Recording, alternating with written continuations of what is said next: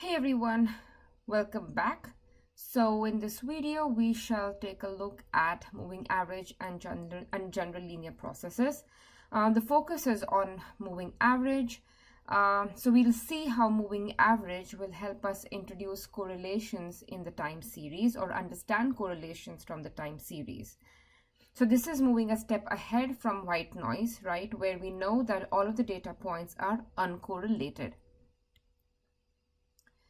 So what is the definition, right? So a general linear process, VT, is a one that can be represented as a weighted linear combination of the present and past white noise terms. Specifically, VT, right? This is a general linear processes, and you can see that this is a linear combination of the present white noise terms and all of the past white noise terms. Now we do need some restrictions on A1 or on all of the constants, A1, A2, and so on, so that this sum makes sense, so that the sum does not blow up to infinity or maybe even minus infinity. So this is the condition that we impose on all of these constants. So moving average of order Q is denoted by MA and then parenthesis Q. So MA is for moving average, Q denotes the order of the average. So moving average is a time series that can be represented as a linear combination of the current white noise terms and the past Q white noise terms. So let's visualize moving average terms, right? So this is the white noise, and we know all of the terms in the white noise are uncorrelated. So this is, and it turns out that this graph is also very bigly. This is a plot of moving average of order 2. And so we know that the current term is correlated with it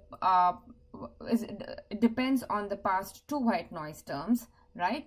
And we can see that this is smoother than the previous one. So there is a greater degree of correlation in this time series, and the graph is also smoother. Moving average 6, there is even higher degree of correlation and the graph is smoother. So this kind of reinforces what we discussed in the last video, that smoothness of time series reflects the relationship between different time points, right? So smoother the graph, the more is the relation. The wigglier the graph, the lesser is the or the wiggly graph represents a lack of relation.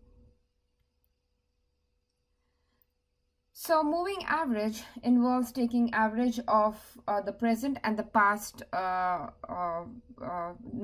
the past few white noise terms. So let's take this concept a step further, right? So let's make it more general. So we'll now look at concept of just taking average of consecutive white noise terms. So WT is white noise. So what this means is that any two distinct data points in this time series are uncorrelated. VT is now an average of the present white noise, the past one white noise term, and the future one white noise term. So what is the correlation structure of VT, right? So which time points will VT will be correlated with, and which ones will it be uncorrelated with? So understand this a bit better, let's pick one specific time point, say t is equal to 9, that is V9. So V9 is basically average of W8, W9 and W10. So which points here are correlated, which points in this time series V, right, will be correlated and uncorrelated with the term V9. So V9 is again given here for reference at the top. So let's look at V6. So V6 is the average of W5, W6 and W7. We can see that all of these terms, right, W5, 6 and 7 are uncorrelated with all of these terms in V9, which is W8, 9 and 10. So we can conclude from this that V6 and V9 are uncorrelated with each other. Let's look at V7. V7 is the average of W678. Now, V9 and V7 share one term in common, right? So W8 is uncorrelated with W9 and W10, but it is correlated with itself. So V7 and V9 are correlated. Similarly, V8, 10, 11 are all correlated with V9 because they have common because they share common white noise terms with V9. How about V12? V12 is average of V11, 12 and 13, right? And we can see that V12 shares nothing in common with V9, so V12 is again uncorrelated with V9. So basically V6 and all of the terms below V6, V12 and all of the terms above V12 are uncorrelated with V9, and the rest of the terms in between are correlated.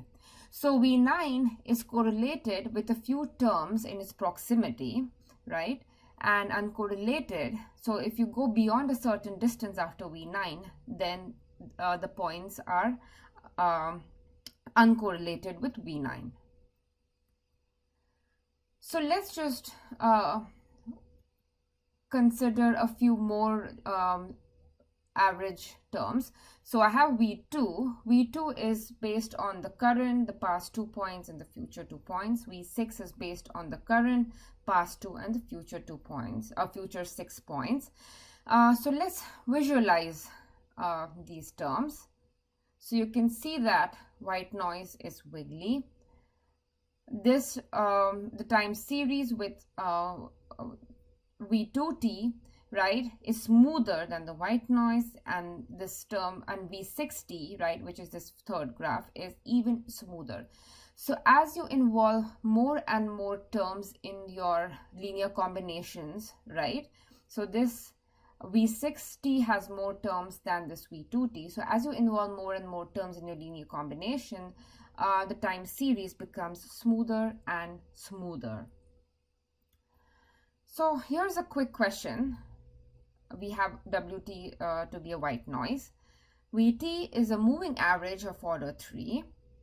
Are points V5 and V2 correlated?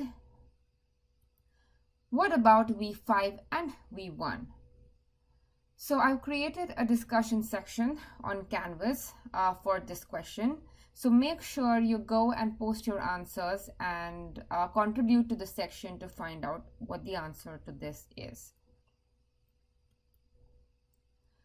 So the concept of moving average is widely used in trading.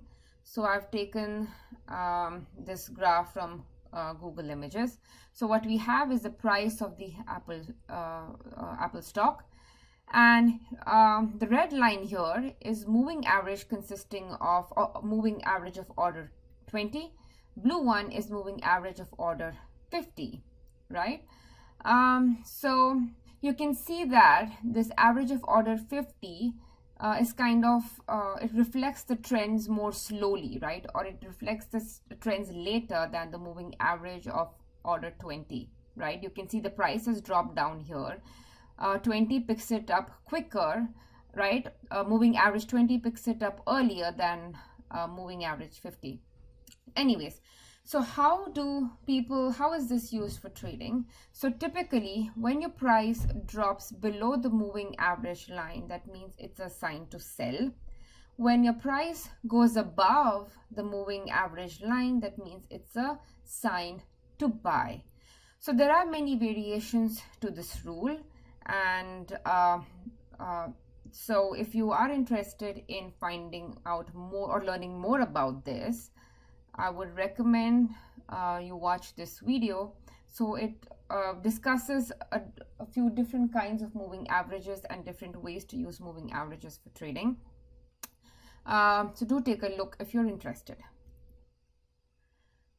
Okay, so if you remember some of the applications, right, that we discussed in the previous video, so different time series had different patterns. One of the patterns was periodicity. So if you look at the speech time series, you see that there is this periodicity in the data set. So what model do we consider, right, to capture or reflect this kind of periodicities, right? So this moving average talks about the smoothness of the data sets or time series.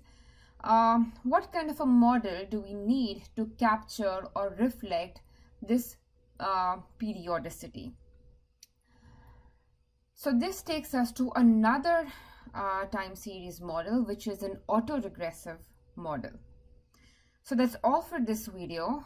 I will talk to you in the next one. Bye.